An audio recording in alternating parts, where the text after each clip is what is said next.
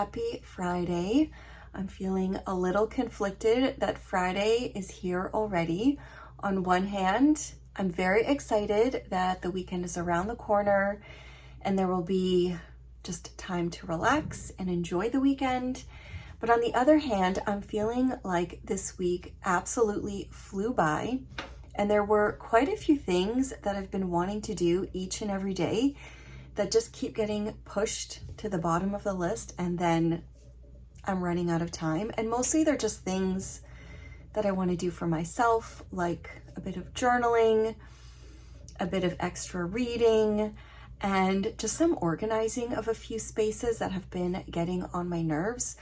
But I feel like this week I've been taken over by this need to make sure that I get as many things as possible ready for James before he heads off to school again.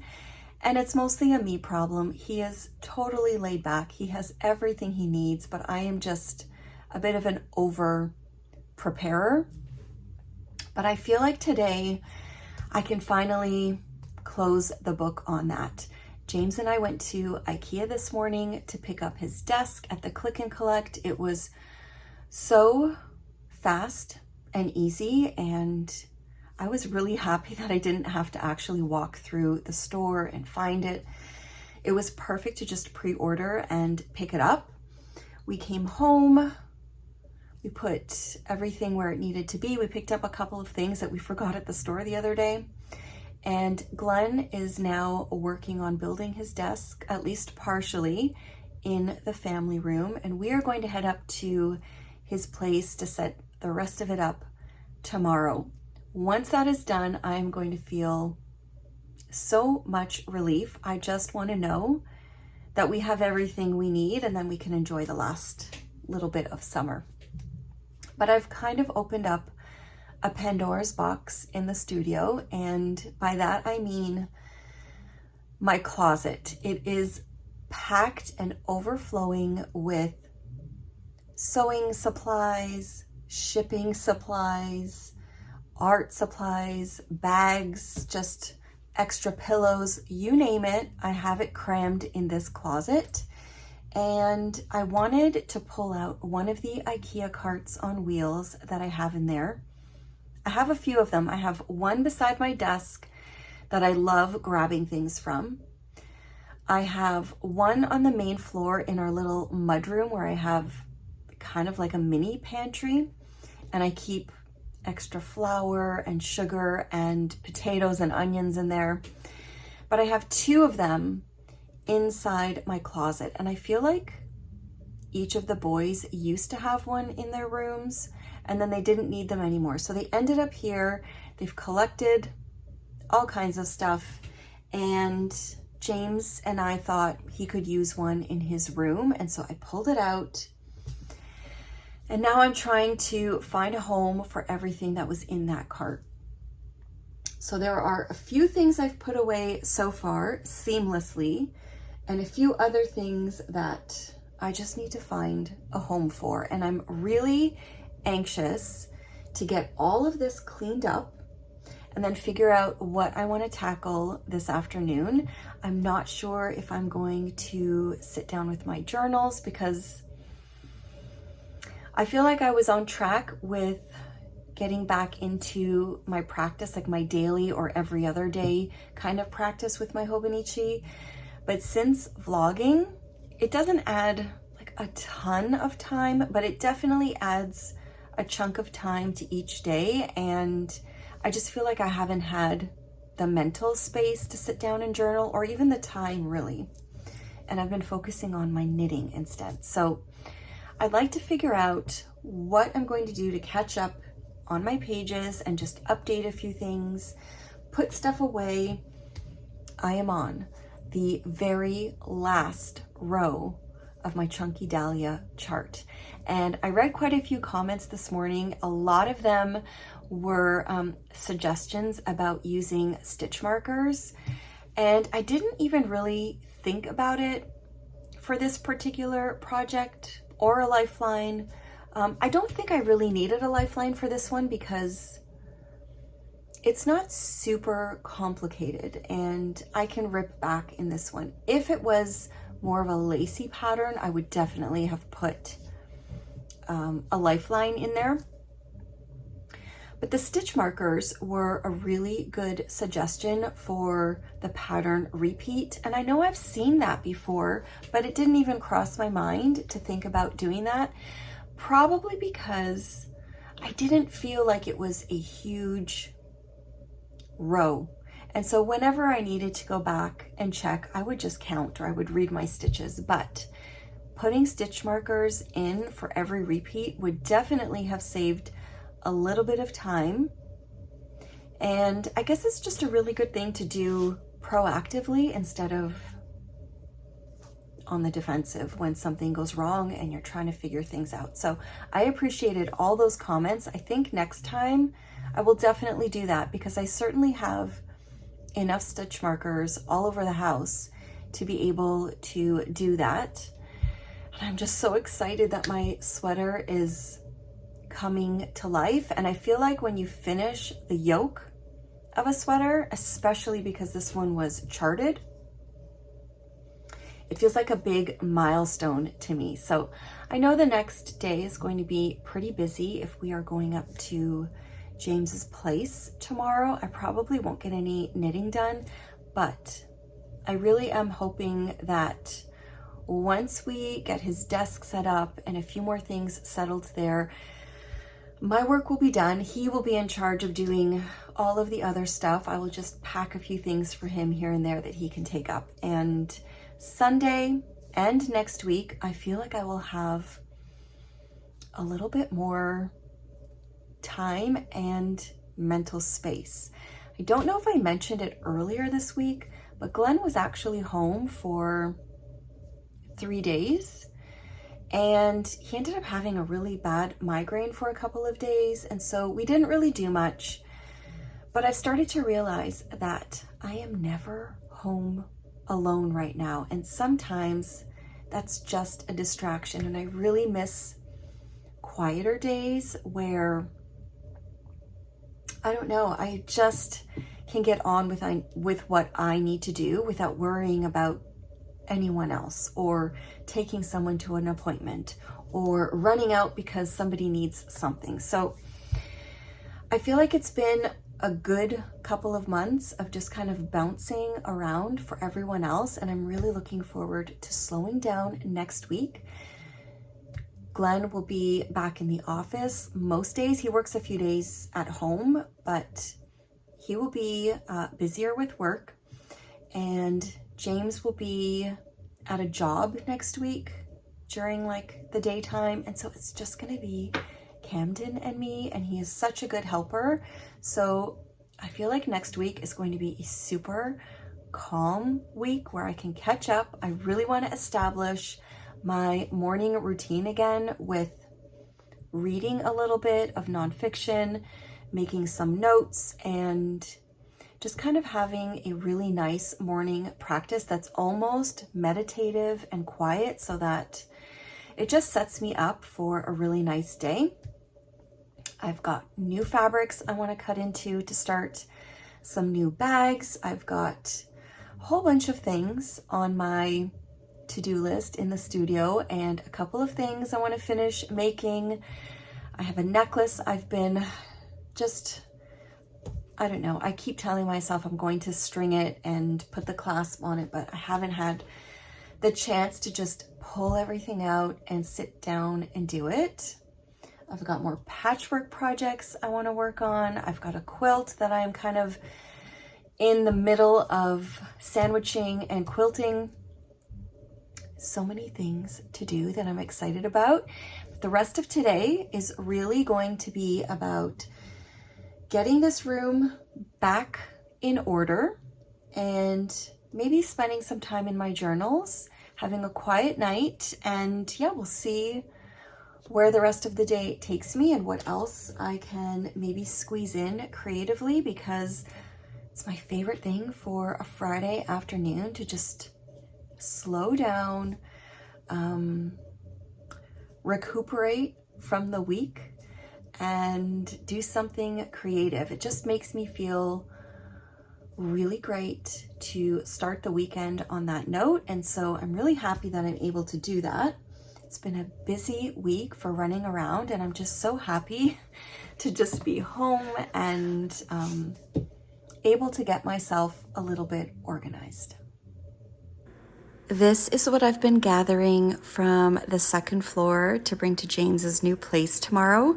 This is the lamp that used to be in my bedroom beside my little reading and knitting chair, but I don't really use it very often, and I think it will look really good in his room. Then this chair used to be at one of the sewing machines in the studio, but the other chair that he had isn't really comfortable for his desk, and we decided to swap, so he's going to take this one.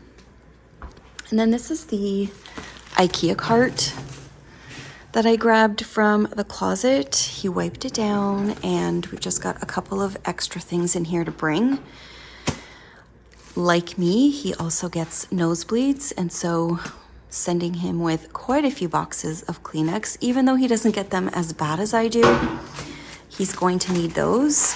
I've got some packing tape, some sticky notes, and a Sharpie.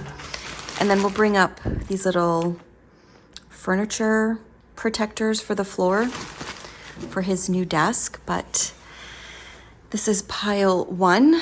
I have another pile down in the dining room with toiletries and some pantry items and a few other random things. Glenn is working on the desk right now. I can hear it. And I feel like we're pretty much done. This is the chaos that I'm experiencing in the studio right now, thanks to removing that cart from the closet. It used to be beside that other one in there. And I think I've found a home for almost everything, but I've got a few books to figure out what to do with, a few extra pouches, and then this. Just a couple of extra random art supplies and papers, sketchbooks. I've still got my patchwork mess from the other day here, and a couple of other things just sitting around. So I'm going to give this room a nice tidy up. It always makes me feel good to end the week with a tidy studio, even if I'm just organizing a bit and making just more organized piles that I can deal with on Monday. So that is what I'm going to do now. I'm going to try to deal with this for the most part, because this is the biggest mess.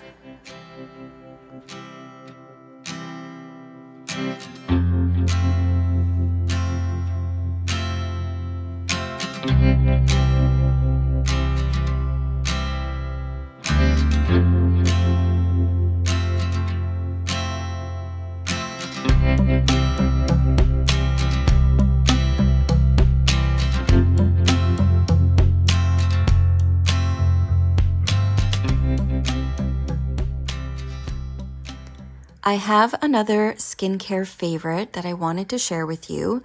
I am a huge fan of face oils, and I've been loving them for many, many years. And I'm getting low on my bottle, not completely low, but I noticed my favorite brand was having a sale on their website last week, so I ordered a new bottle, and it just arrived today, and I thought I would share it with you.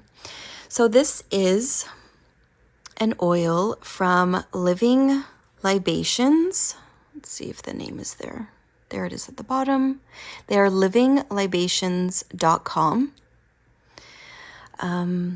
It is just a really beautiful oil that you can use as a cleanser or a moisturizer. I use it as a facial moisturizer. This one is in the rose scent. It's called Best Skin Ever Cleanser Moisturizer. It smells beautiful. The bottle is really pretty. And I think the price is excellent. I used to love the sea berry oil from Fresh, but years ago they discontinued it, and I've been trying a few other ones since then. I used to like one from Clarins, but then the scent was a little bit heavy. There still is one that I really like from Ole Henriksen, but a lot of those ones are pricey.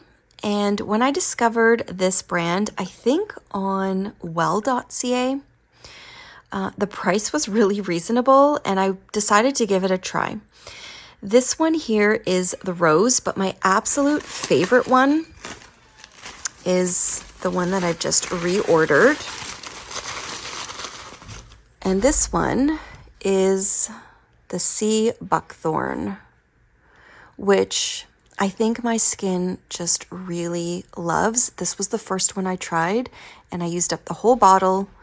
This was the second one. I decided to try the rose, which I also love, but now I'm going back to this one. I think I might just go back and forth, but I'm going to save this one until this one is done. And I wanted to share it with you because I think it's a really beautiful product. It's made in Canada as well, which I love. And then I ordered this little tiny one so that if I travel, I will have a tiny little bottle of the sea buckthorn oil. I just really love it. And I feel like one of the things that I have done with my skincare in the last few years is just really focus on exfoliating and moisturizing. And so I use a face cloth when I wash my face to make sure I'm getting rid of all the dead skin and cleaning really well. And then I slather my face with first the product that I shared the other day. I'm trying to remember the name of it. Oh my goodness.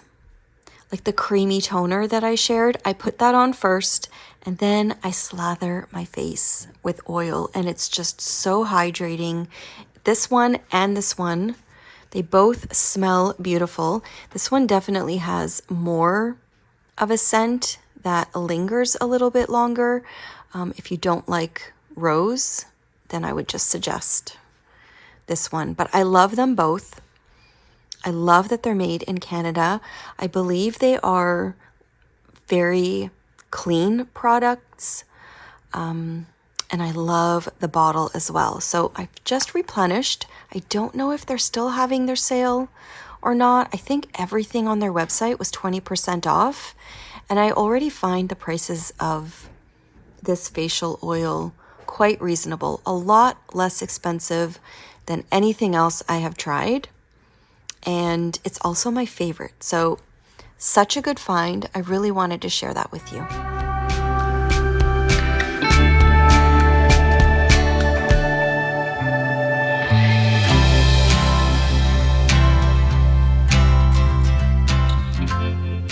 After my studio cleanup, I decided to do something just for myself this afternoon. And I've been really wanting to string together these beads and make a super simple necklace for myself, but I just keep getting distracted. And so I pulled out one that I've made in the past. I have a couple of these now. I've got a really pretty purple one and this green one.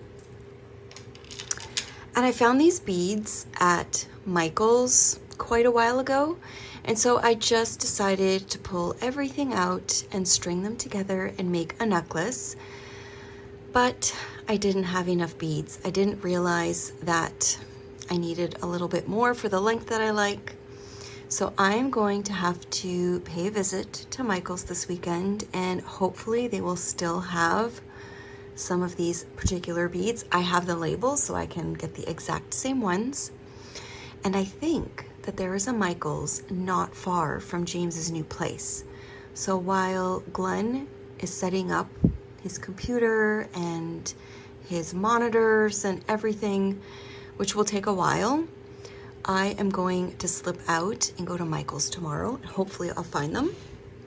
But since I couldn't finish that, and I really wanted to still do something creative, I decided to continue with a little patchwork.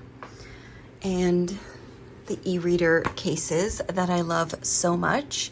And I didn't feel like putting the label and the Velcro on the first one that I made. So I just decided to use some of the scraps that I had already pulled out and cut and just make another case. So I've got a second one over here, which I'm not going to share too much of because they're for friends and I'm not sure if they will be watching this. And so I've done the quilting and I've got the batting. I'll need to do a lining for that one, quilt it, and then I can just do the two at the same time, like the labels, the Velcro, and the binding. So bringing me to the binding, I decided to pull out a whole bunch of things that I purchased earlier this year and I've been having a lot of fun with. I am definitely no expert yet, but I'm really enjoying this process. So I got this attachment for my Bernina sewing machine.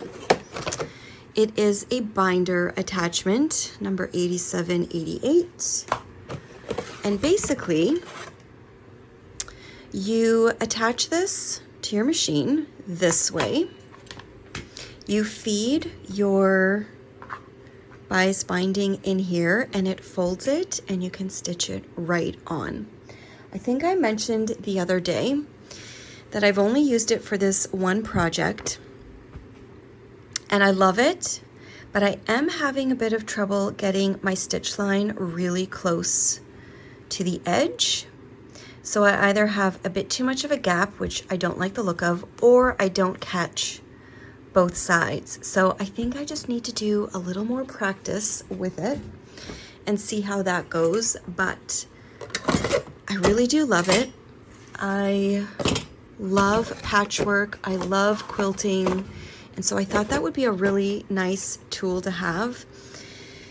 And during the same period of time, I also discovered this handy little, I don't want to say machine, tool to cut pieces of fabric. So this is the accuquilt Go, I believe. And it is how I have been cutting bias binding for a little while now. And I love it. I have two different sizes of templates to do it. Unfortunately, I bought this one first, or maybe it came in a kit that I got. But this is too wide for the attachment I got for my machine. So I ended up going ahead and getting the template piece for a 1.5 inch strip, which fits in the bias binder attachment that I have. So this is my accuquilt Go. You basically have these templates. This is the bias binding one, but there are a whole bunch of them. All of these came in like a big kit. So you can see here there are shapes so that you can make different quilts. And then I have this other one that I really love with little squares. So much fun. I've seen these around for years. I know quilters are probably very, very familiar with it, but I was just really excited to get something that would inspire me with more quilting, because it's one of the things that I can really get lost in. I enjoy patchwork and quilting so much that when I'm working on it, I just get into a complete flow state. I don't think about anything else and I can just completely get lost in it, which is a wonderful feeling. If you are a creative person and you have something that brings you that feeling, you know what I'm talking about. And sometimes I catch a little bit of that feeling with my knitting because I find it very meditative, and sometimes in my journaling I do as well. But I feel like when I am sewing, not bags for the shop, because that's become a little bit more of a production type of sewing, this, oh, I just love it. The only thing is I need to get familiar with how to place the fabric on here. And also, this is like a foam plate or die cut. And then you have to fold it and kind of place your fabric on here with the grain lined up a certain way. Then you put this mat on top and you basically put it in the machine, and then you crank this until it goes through, and it puts pressure on here because underneath the foam are blades. And even though I knew that and I was trying to be careful, one day I grabbed it and put my finger on a blade and it really just sliced my finger. They are very sharp, so you do have to be careful. I'm trying to figure out a really good way to store these. I'm pretty sure they have some kind of storage system, but it costs a fortune. And I'm trying to find a way to store these larger pieces because there's no cover for them.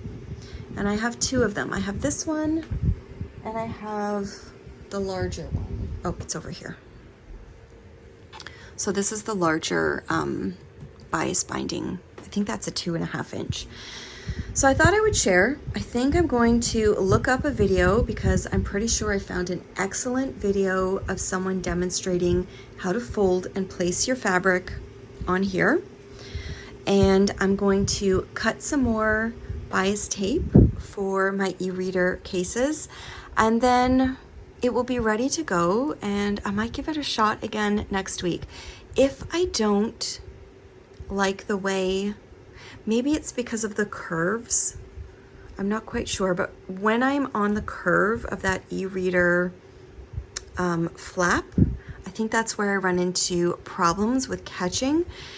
So if it doesn't work the way that I like it, I might just do it the traditional way and not use that attachment.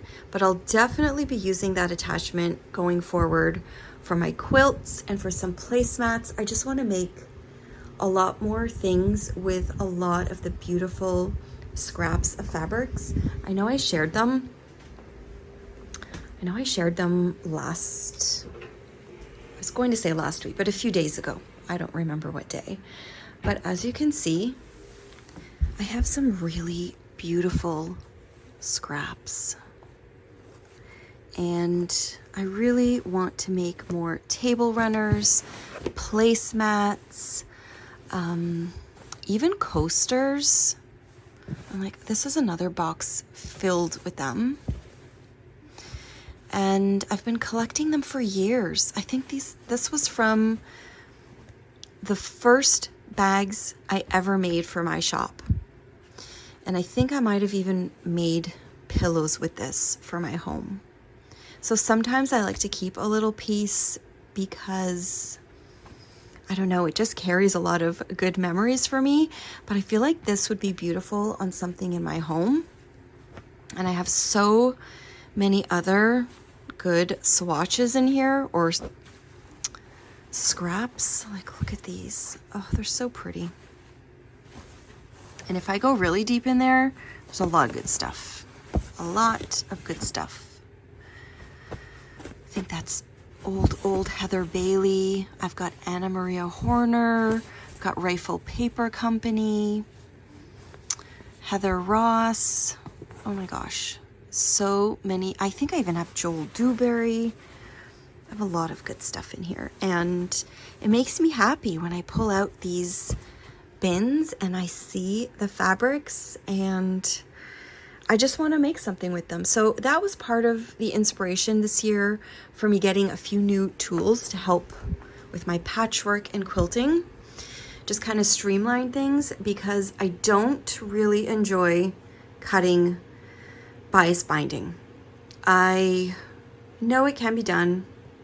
I've done it before with rulers and my blades, but things always shift.